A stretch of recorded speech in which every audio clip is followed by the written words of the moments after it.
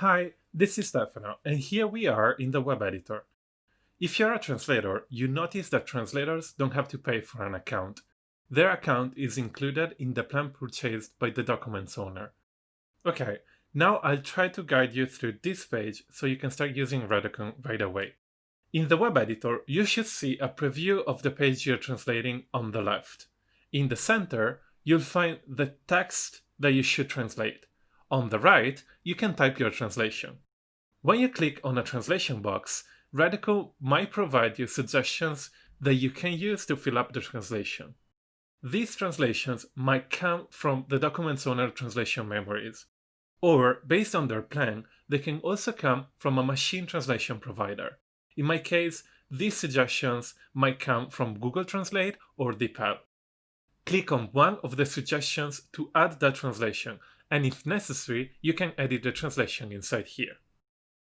You can also type your own translation by simply clicking on the translation box and typing your translation. Once the translation is complete, click outside the translation box or press the Tab key to save the translation and jump to another translation box. These symbols that you see inside my translation or inside the text that you should translate are tags or markers. They indicate changes of styles or special characters. To place these tags inside your translation, you can press the Tab key. Once you've placed all the tags by pressing the Tab key, you can press again the Tab key one more time to save the translation and jump to the next translation box.